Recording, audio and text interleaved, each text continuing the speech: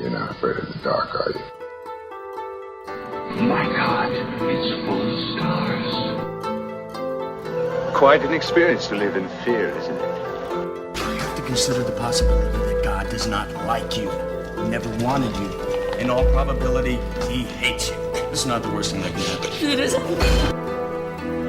There is a greater darkness than the one we fight. It is the darkness of the soul that has lost its way.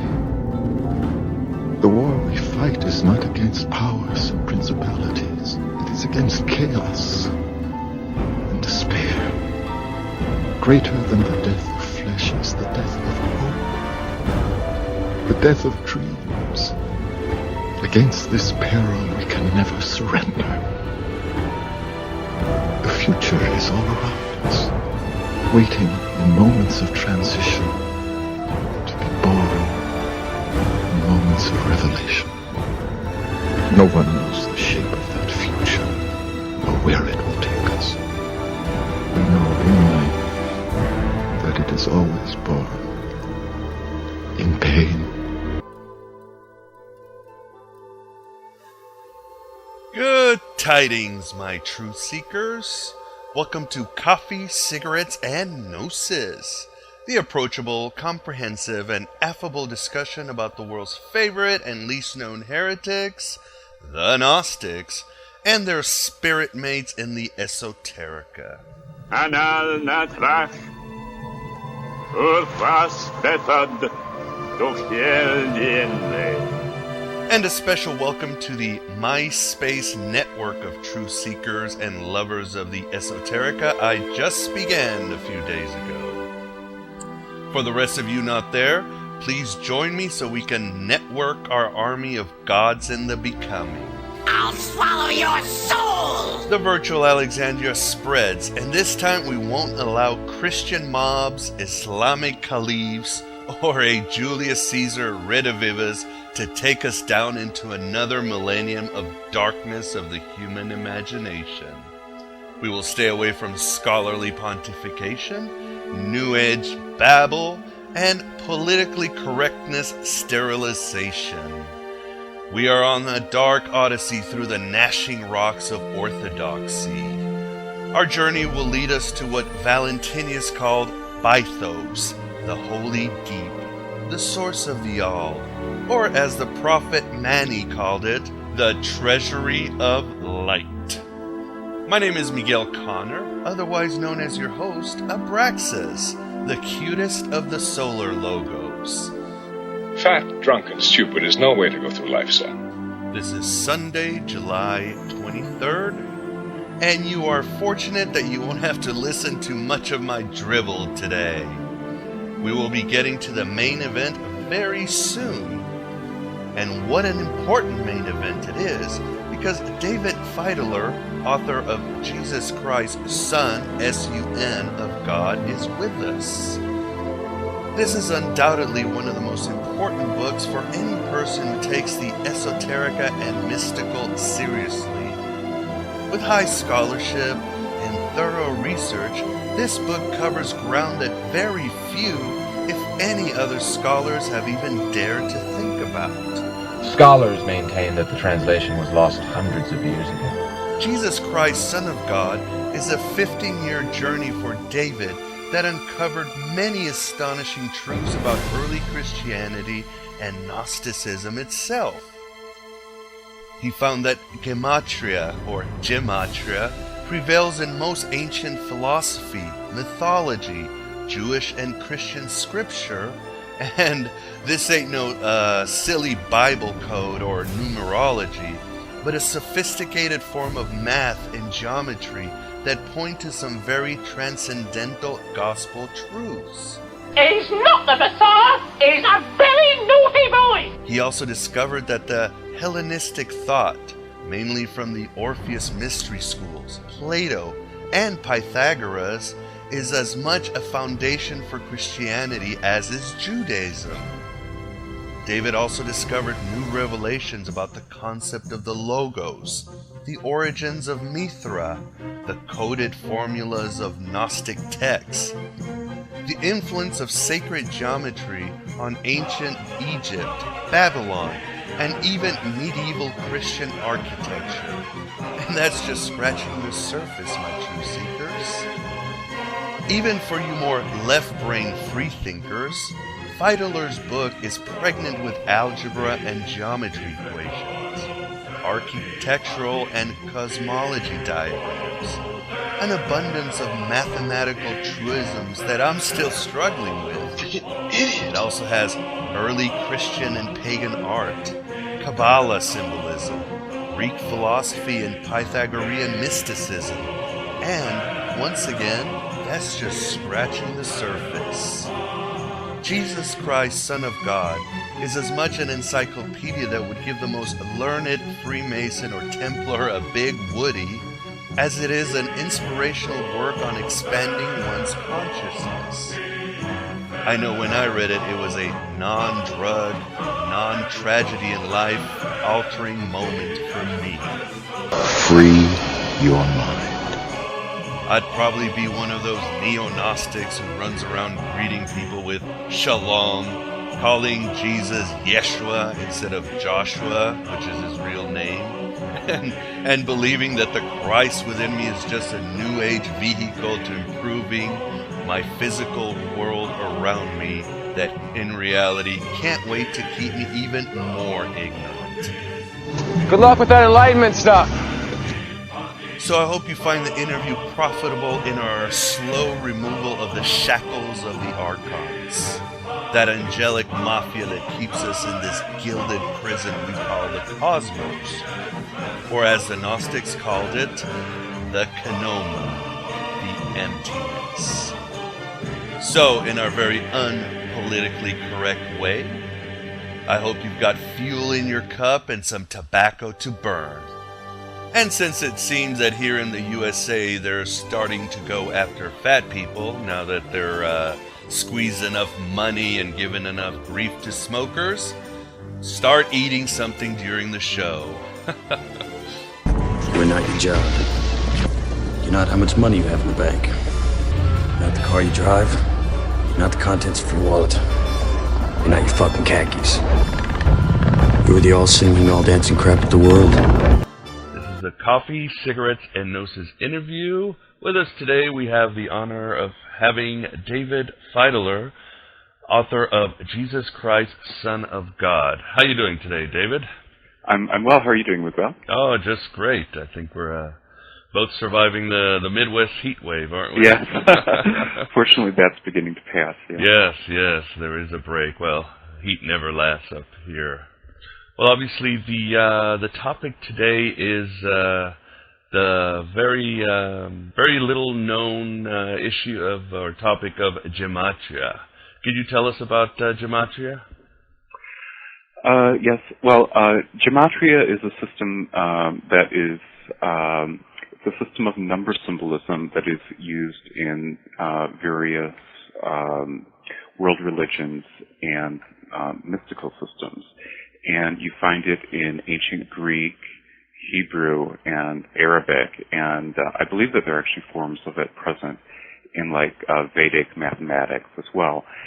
And it's a system where each letter of the alphabet corresponds with a number, and this allows people to basically construct forms of numerical symbolism in terms of names and phrases. And it might seem foreign to us, but in terms of these other languages, it was something that was actually fairly common because, for example, in the ancient Greek culture, they had a separate number system, but they didn't have a number system like we do with the Arabic numbers, 1, 2, 3, 4, 5, 6, 7, 8, 9, 10. Their number system was, more complex and cumbersome, and for most numerical operations, they actually used combinations of letters because the letters corresponded to numbers. Basically, if you were like an ancient Greek person and you were going to add some numbers together, you would do it by using letters that stood for numbers. So this was the way that they thought. And then what Gematria is basically, and this was used in many, many different ways. Sometimes it was used actually just for sort of like jokes and riddles, and there are a lot of inscriptions from the ancient world where you see this being used. But for example, certain mystical names, for example, like the Gnostic divinity Abraxas or Abraxas, which was associated with the sun, if you take all of the letters that make up this divinity's name, it equals 365, the number of days in the solar year. And so this is one example of how this sort of symbolism was used intentionally. What are some other examples of Gematria, I guess I'm calling it Gematria, that you find in the canonicals? Well, one thing that we know from reading ancient writers is that the early Christian Gnostics used Gematria, and if you read the works of, basically the heresy hunters like Irenaeus and Hippolytus, and those are really the main ones, but I think even maybe Tertullian gets into it. I can't remember. He's sort of like a secondary source, but mainly Irenaeus and Hippolytus, these people who wrote about the Gnostics, they talk about, how the Gnostics made a big deal out of the fact that the name of Jesus equaled the number 888. And we also know, about Gematria and the New Testament, the number of the beast being 666, those sort of triple numbers were important. And there are other examples as well, but one of the things that I show in my book, Jesus Christ, Son of God, is that there's a tremendous amount of documented usage of Gematria from the ancient world, and there are many classes, there are many examples of these divinities that were associated with the sun that had symbolic numbers that equal like 365. It was really a very widespread practice, and there are a lot of examples of it. For example, from the Greek magical papyri and things like that. And you mentioned 8. Why is 888 for the listeners such an important number, or any triple number? Well, the way that the Gnostics described it is that it seems in terms of the symbolism that anything that was repeated was seen as being more significant, or sort of like a more potent number or something like that. But and 888 and 666 are also, they're naturally occurring ratios in terms of music, which was one of the 4 branches of mathematics in the ancient world, the study of tuning theory. And 666 is the ratio of the major third in music, which is the most, the major fifth, which is the most the most powerful musical ratio. And 888 is the ratio of the whole tone in Pythagorean tuning. So those are very important musical ratios. But in terms of 888, the Gnostics referred to Jesus as the Ogdoad, which means, it's a Greek word for the number 8. And for the Gnostics, that represented, or at least, this group of Gnostics, it represented a form of spiritual perfection or fullness. And they referred to Jesus as being like the fullness of the Ogdoad, which represents sort of like a spiritual principle. The number 6, on the other hand, or 666, represents sort of like the material universe. And so 888 represents the spiritual realm, or the realm of spiritual perfection. In terms of ancient number symbolism, among the early Christians, you have the idea of the week being made up of 7 days, and then 8 represents a new cycle of creation. And so those are some of the explanations that the Gnostics gave for the significance of Jesus being the Ogdoad, and they associated that with 888.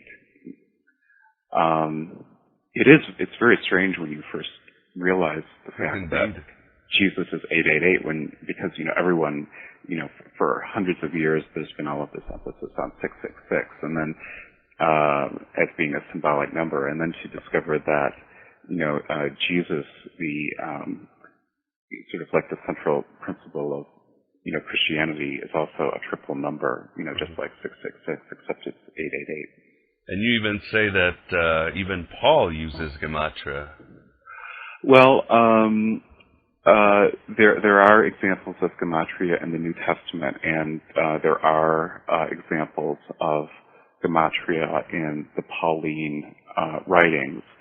And one example, I think it's in Galatians, Paul talks about how the Mosaic law was given 430 years ago in the past, and the actual dating system is wrong because it wasn't 430 years. I'm not sure exactly what it was, but it wasn't that. But the Greek word nomos, or law, has the numerical equivalent of 430. And so when he says that the law was given 430 years ago, that is an allusion to, it might just be sort of like an inside joke, but he's definitely using Gematria there, or, whoever wrote it was using Gematria. Not all of the Pauline epistles in the New Testament are thought to have actually been written by Paul. Mm-hmm. There are a couple of absolutely astonishing instances of Gematria in the New Testament, though, and those are examples that I thoroughly explore in my book. The first one, which is absolutely remarkable, was discovered by John Michel, and that involves the story which appears in the 21st chapter of John, relating to the miraculous catch of 153 fish in the unbroken net. And as you're well aware, John is the last of the four canonical Gospels that was written. Right. And this 21st chapter was actually probably something that was tacked on to the end of that at some point as well. So this is something that is a bit later than the other Gospels, but it's a indisputable example of Gematria. And basically the way that the story goes is that it was after the death of Jesus, and Paul and 6 other disciples decided to get into a boat and go fishing. And so they get into the boat and they shove off from shore, and they notice, they cast their net, but they don't catch anything. Then they see this figure on the shore that was actually the resurrected Jesus, and they don't realize this. But the fellow on the shore says to them, "Go cast your net on the right side of the boat." So they do this, and they all of a sudden make a miraculous catch of fish in the net. And it says that when they counted the fish, there were exactly 153 fish. At a certain point, they realized that after this miraculous catch of fish, they realized that the figure on the shore was Jesus, and Simon Peter, rather. Simon Peter got out of the boat, and he swam to shore, and the other disciples with the fish in the net followed him. And the thing that is remarkable about the story is that if you take the numerical equivalent of the Greek word for fishes, which is used in the story, it's ichthus, and that has the number of 1224, and that also happens to be the numerical value of 2 diptuon, which is the net. Oh. And so fishes and the net have the same number, which is 1224. And if you take that and divide it by 8, you discover that 1/8 of 1224 is 153, which is the number of fishes in the net. So this number 153 was not, arbitrarily arrived at. They used that number for a reason, and people had recognized this at least a century ago, and quite possibly, for hundreds of years. But earlier, probably about 30 years ago or something like that, John Michel was studying this story more carefully, and what he discovered is that not only is 153 1/8 of the fishes in the net, and this was known, for some time. But what he discovered is that the story itself describes a geometrical diagram, and what you do is you draw some circles and you set your compass to have the perimeter value of Simon Peter, who is the person who decided to go fishing, and you draw these circles which represent the apostles in a boat, and the diameter of the boat then is 1224, starting from the initial value of Simon Peter, and casting the net is a geometrical operation, and getting out of the boat is a geometrical operation. And basically it draws this diagram with a net, and each one of the line segments on the net is 153. And this really was an incredible breakthrough because everyone knew that Gematria, had been used in, sacred writings and mystical symbolism and things like that. But no one really realized that it was connected with geometrical diagrams. Well, actually, this had been discovered maybe like over 100 years ago, that there were connections between Gematria and geometrical diagrams. So that had previously been discovered, but this was an incredible discovery that there's actually an underlying geometrical diagram, complete with, measures and Gematria symbolism that actually lies behind and provides the foundation for a New Testament story. Wow, and I've heard it or read it that the story of the 153 fish already happened, or it was Pythagoras who did it. Have you heard that too? Yes, and this just sort of cinches the case. And there's the story about Pythagoras, which appears in a couple of the ancient biographies of Pythagoras, and basically in that story, Pythagoras was going along on the shore, and there were some people who had come in on a boat, and they had caught some fishes in a net. And Pythagoras said to these people in the boat, "Well, if I predict the exact number of fish in the net, will you do what I say?" And they said, "Sure." And sure enough, Pythagoras predicted the exact number of fishes in the net. And then, since Pythagoras was a vegetarian, he told the people to release the fish and let them go back into the sea. But the actual number of fish in the net is not given in that particular story. But probably, if you were a Pythagorean in the ancient world, you would know that it was like 153 or 306 or something like that. One of those multiples of 153. That is really a remarkable discovery. And then I also made a discovery of a similar diagram that underlies a New Testament story, and that is the story of the feeding of the 5,000 with loaves and fishes. And basically that is based on the same numerical sequence that the 153 fish in the net is based on, but it's arrived at in a different way. And what you do basically is that it says in the story that this is the earliest story, that there were 5,000 people that were fed by Jesus and the apostles.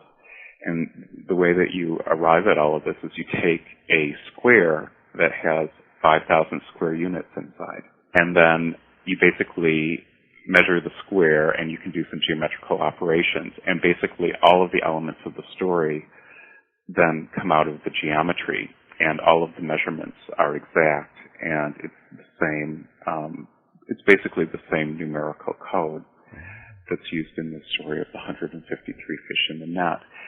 And so this is thoroughly documented in my book, and so you have at least two cases of these miracle stories that appear in the New Testament that are based on underlying geometrical diagrams, and this is something that's very empirical.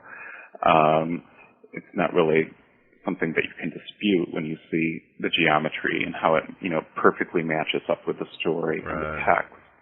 Now, the significance of the feeding of the 5,000 is that with the story of the 153 fish in the net, that is from the very latest gospel in the New Testament, and that 21st chapter was probably added on. So no one is really sure what the date of that might be. It could be sort of like maybe even around the year 150 or 120 or something like that. So that's fairly late. But the story of the feeding of the 5,000 is something that appears in basically all three of the synoptic gospels, including the gospel of Mark, which was the earliest one. And so this is a story that without question goes back to the very earliest Christian communities, and it's in the very earliest source documents for the New Testament. And so that really shows that Gematria was being used at a very early date as a foundation for creating these spiritual allegories and teachings. Even in your book, the authors weren't doing this as some sort of code or as a lark or anything. I mean, it was actually an ancient belief that geometry and math were the highest concept before you reach the spiritual world, right? I mean, this was serious stuff. Right. Well, in the Platonic and Pythagorean view, mathematics and geometry are related to the most essential level of reality or being, basically. And for the Pythagoreans and Plato, the study of mathematics was a way of, purifying the soul and your spiritual, insight and things like that. And the reason that this was used is that, in the ancient world, basically, every aspect of reality was seen as having a deeper dimension. There's sort of like the outer dimension or the exoteric, and there's the inner dimension, the esoteric. And, every outer manifestation is rooted in a deeper reality or a deeper truth. And Gematria was a way of expressing this truth. And so the outer story might be entertaining, but then as someone develops deeper forms of knowledge and insight, they're able to see that there is also a deeper dimension to these stories, and that they were basically created to express a very profound sort of symbolic truth. Who do you think? Do you think that this is obviously very prevalent in the Kabbalah? Do you think the Kabbalah borrowed from the Greeks, or was it vice versa? Well, the word Gematria is actually a Kabbalistic term, and it's from the Jewish Kabbalah. But it's actually borrowed from the Greek term geometria or geometry, Gematria. It's sort of like a corruption of that.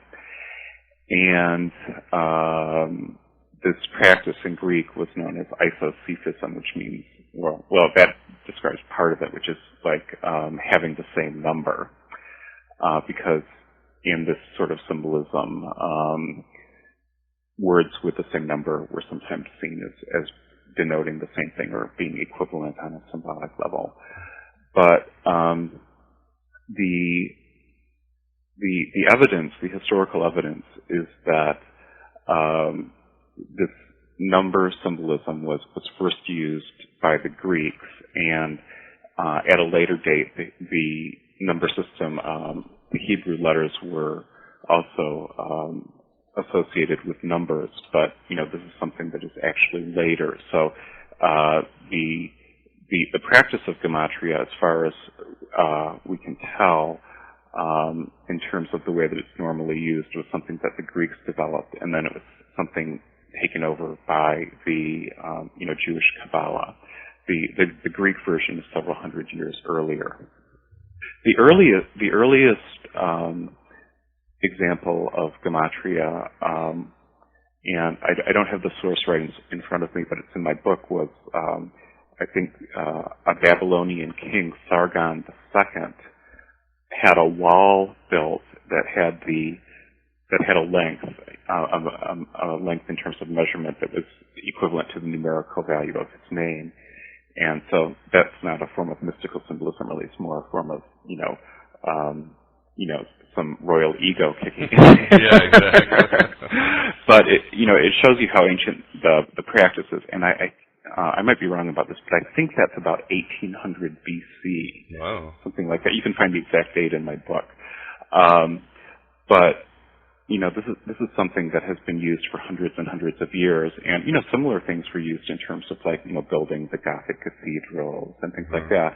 That they would create these structures that were symbolic microcosms, and permeated with divine symbolism. And some of these stories in the New Testament were basically constructed in the same way, sort of like in the same way that a Gothic cathedral would be constructed based on the proportions of, what some people call sacred geometry.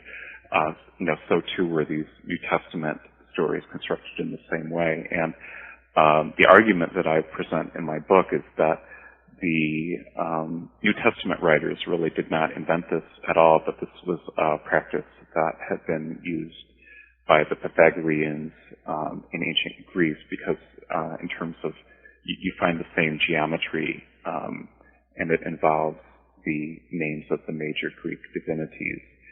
And in fact, the same number code is the same. It's the same number system that underlies the story of the 153 fish in the net and the feeding of the 5,000. And so the people who wrote these stories were drawing upon this symbolic system that had been developed earlier. Yeah, I mean, I think I remember opening your book, and what really floored me, and I might have just read that sentence enough, but you come out and simply say Christianity is a Greek religion. And we're all so conditioned to think that Christianity is the only root it has is Judaism, and we forget about the Hellenistic influence. And you definitely show that it's so prevalent in both Gnostic and Orthodox Christianity. And I wouldn't go so far as to say that Christianity is a Greek religion. Although the Greek element in Christianity has been underemphasized. Exactly. And one of the things that I really wanted to show in this particular book is basically the Hellenistic influence in Christianity, which it's really overlooked, and it's a major component. And basically Christianity, as it developed as a world religion, is a Greek religion. I mean, basically all of the theological ideas as they developed are really based on Greek sources and Hellenistic cosmological thought. And the New Testament itself, at least in the form that we have it, was entirely written in Greek. Mm-hmm. And it grew up in the Greek world, the world of, the mystery religions. And the very, powerful, ideas that underlie Christian thinking and Christian symbolism, they really are, to a large extent, from the Greek world. You even talk about, you draw it back, or that one of the biggest influences, not only Pythagoras, but before that is the Orpheus cult. You even talk about how Clement of Alexandria called Jesus the new song of Orpheus. Could you tell us some more about this Orpheus cult that seems to be so influential? Yeah, Orpheus, it's very complex and astonishing, but Orpheus was viewed by the Greeks as being the first theologian and the revealer of the mysteries. And everyone knows the myth of Orpheus and Eurydice, which was basically that Orpheus's wife was abducted to the underworld, and he was basically given permission to retrieve her, and he was a famous musician who played the lyre or the lyra. He went into the underworld and he played his music, and Eurydice started to follow him out of the underworld, and just when they got to the surface, he looked back at her, which was not permitted, and because of that, she was not able to leave the underworld.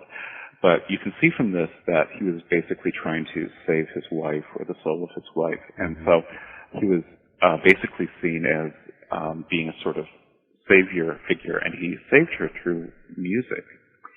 And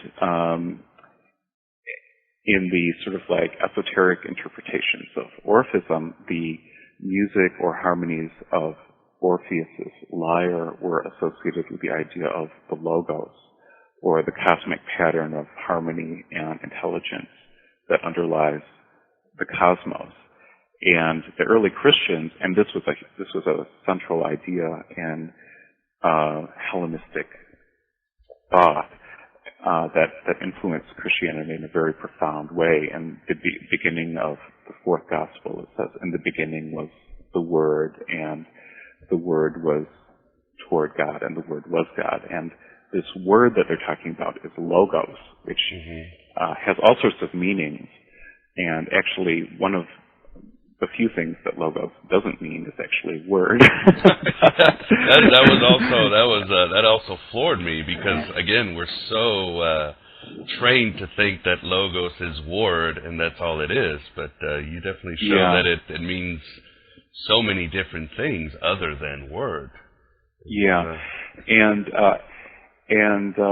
the real meaning of logos, it's really equivalent to the Latin word ratio, which has many meanings, and one of the meanings of ratio is reason.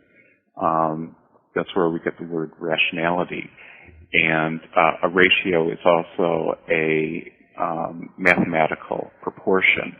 A is to B as B is to C, and that was the basis of Gematria, and all of Greek thinking was really based on ratio and proportion.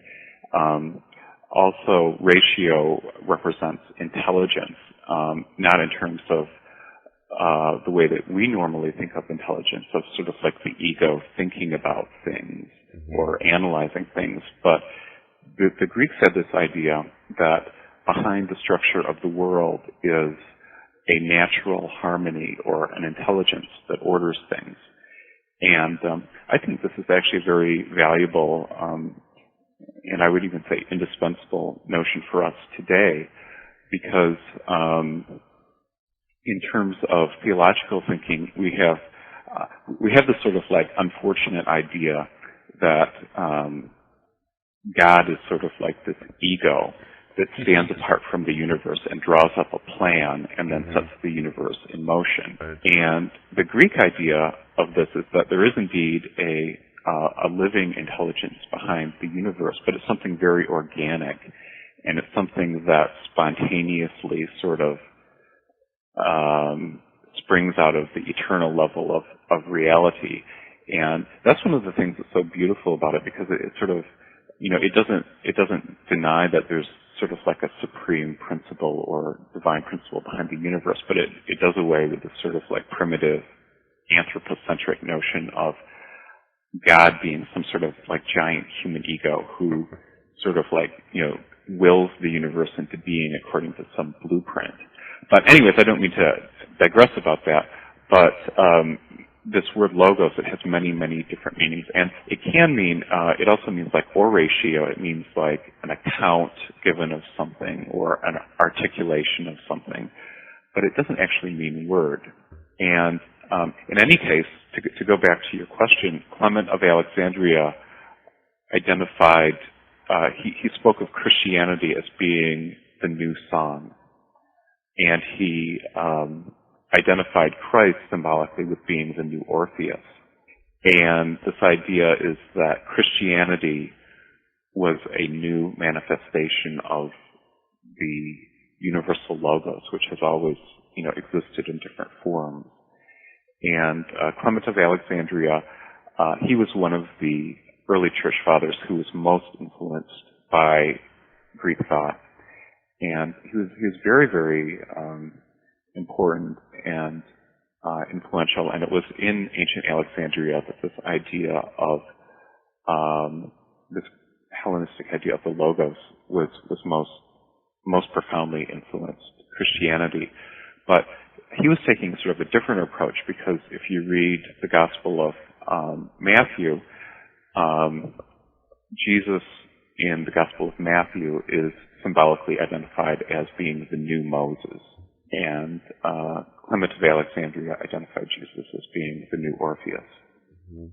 And even in the beginning was the Word, but the Word, or I guess the Logos, has had many manifestations, which you show in your book, not just Jesus, but other divine mediators between the spiritual and the material world. We've got, what do we have? We have Hermes, Mithra, who else? Well, and then you also have, for example, Apollo, which was, the Greek god of logos and reason and geometry and the mediation between extremes. And a lot of this Gematria and geometrical symbolism, I think, was associated with Apollo, and I kind of show that in the book.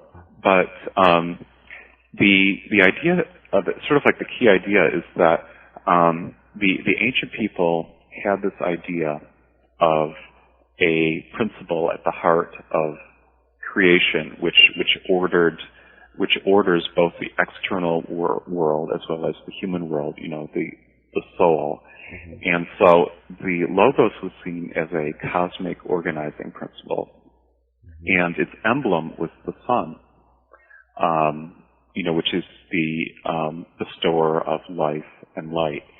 And you basically find this in Fideler of Alexandria, Clement of Alexandria, Origen, the Hermetic writings, on and on and on. And symbolically, in ancient religions, the symbolism of the logos, various divine figures were seen as representing, this principle. So you have Orpheus, and you have, Hermes, who was known as the Logos and the messenger of Zeus. Hermes Trismegistus was based on the earlier Egyptian divinity Thoth, who was said to be the heart and tongue of the sun god Ra. And on and on and on. And in Christianity, it's, the figure of Jesus that was identified with the Logos. Mm-hmm. And I think it was Origen who talked about how this principle is present in the soul, and that, some type of spiritual rebirth takes place when the divine sun of the Logos arises within the soul. And, this is basically part of the common language of the time period. You can find similar statements to that in the Hermetic writings, which are not Christian, but they're pagan. But, the dividing line between, for example, like the Hermetic writings and the Christian mystics is very, very thin. Mm-hmm. And David, why do you think Gematria has been so overlooked? It seems only a few scholars like Margaret Starbird, John Mitchell, as you mentioned yourself, have really delved into this ancient knowledge. Why do you think it's been overlooked? Okay, let's talk about that. But there was one thing sure. that one important point that I think that I should mention, and that is that the whole emphasis of the Gnostics really was on this idea of seeing Jesus as embodying a cosmic principle rather than sort of like on the historical Jesus. And as Christianity developed, the Gnostic sort of interpretation fell away, and Christianity became very, the Christian church as it developed, it became, very concerned with sort of like emphasizing the, historical dimension of Christianity. But the Gnostic approach was that the Logos is something that is universal and timeless, and that it's possible to have a, direct relationship with that that's basically unmediated, by a church or anything like that. And you find that emphasis, for example, in the Gospel of John in the New Testament, and also really in the Pauline writings, because Paul was the earliest New Testament writer, and the thing that's really astonishing about Paul is that even though Paul, by all accounts, knew people who knew the historical Jesus, the astonishing thing is that Paul never once in his writing said anything about the historical Jesus. Mm-hmm. Aside from the fact that, I think he refers to, the Last Supper and the fact that Jesus was crucified. Mm-hmm. That's about it. And that's astonishing. The very earliest Christian writer says nothing about the historical Jesus. And he's basically talking about Jesus as being a universal, sort of like cosmic principle, really. And, that's really the Gnostic approach. In the Gospel of John, when Jesus, says, or is made to say, I am the true light, things like that. He's speaking not as a historical entity, but as a representation of the Logos. And you find the same thing in like the Gnostic Gospel of Thomas, where Jesus says, split the log and I am there. Well, that's because, the Logos permeates all of, creation. It's basically wherever you look. It's sort of like this saying from the Quran, wherever you turn, there is my face. Those two sayings are very similar.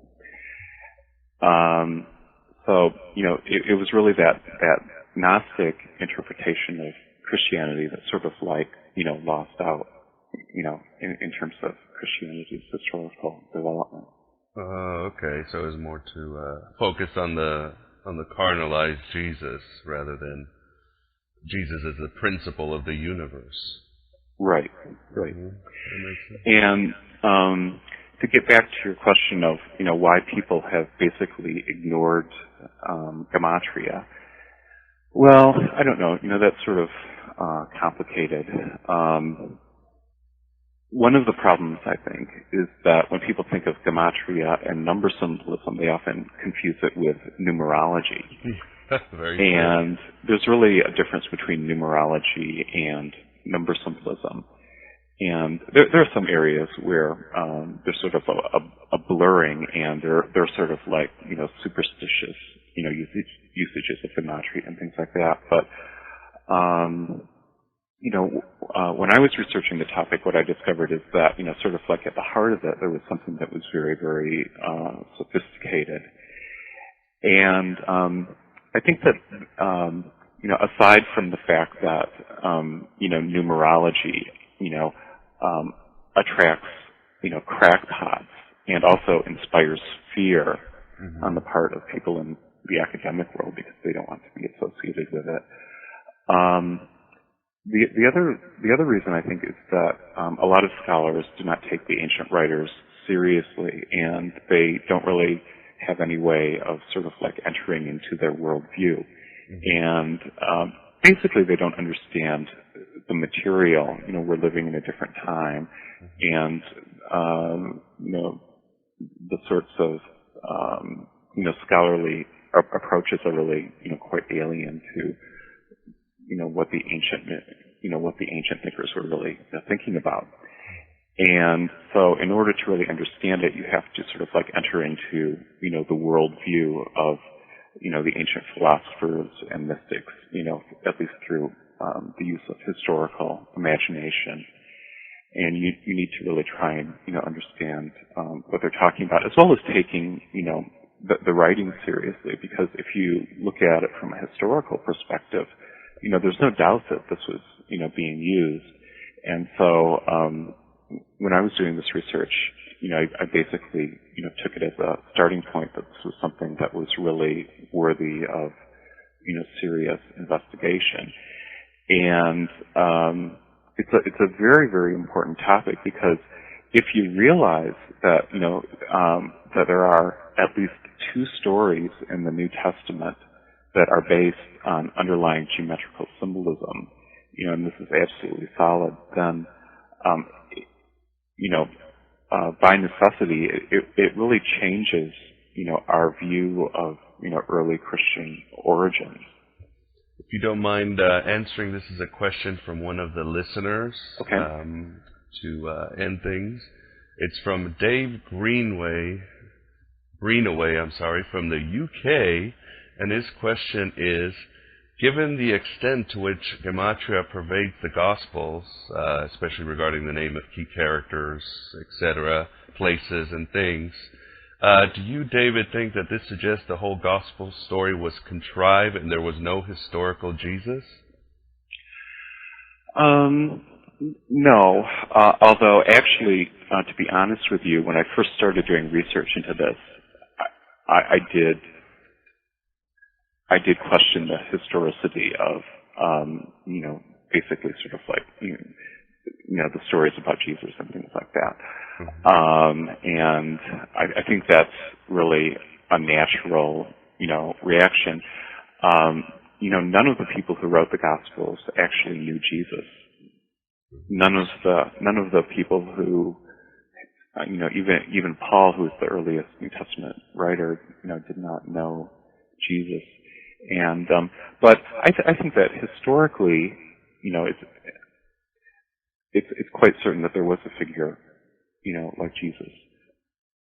But we're definitely separated from that figure historically, because it is true that, you know, the New Testament canon cannot be read as a historical document, and so you're left with this question of how much material actually goes back to Jesus and what was Jesus like and things like that. And those, you know, those are very difficult questions, and I think $64,000 question. A long time, isn't it? I think people will be debating this for the next Messiah comes around, I suppose. Yes. The next Logos. The next Logos, yes. Well, the Logos is always here, so if you just split the piece of wood, you'll be able to find it if you look at it in the correct way. That is true. I mean, we get bogged down in names and the outward physical part, and instead of look at the deeper meaning, which you do a great job. Wow, 15 years of research. That's dedication, David. I'm going to give it to you. Yeah. Well, I think that, you know, once you realize that you can't really read the Gospels, I mean, there's no reason to doubt the historicity of Jesus, really. I think that's fairly well established. But, you know, the question then is sort of like, how do you relate to this material? And I think that the only thing that can really sort of like save, you know, Christianity perhaps is the Gnostic interpretation, because we can never get back to the historical Jesus. But that doesn't mean that, you know, the material in the New Testament and, you know, Christian beliefs and symbols and myths are, by any means worthless, but we have to look at them in terms of, the inner meaning and realize that there's a timeless and universal dimension to, the Christian story and symbolism, as well as other religions too. And that, the thing that this material really invites us to do is to, find some way of, relating to, the timeless dimension of life and,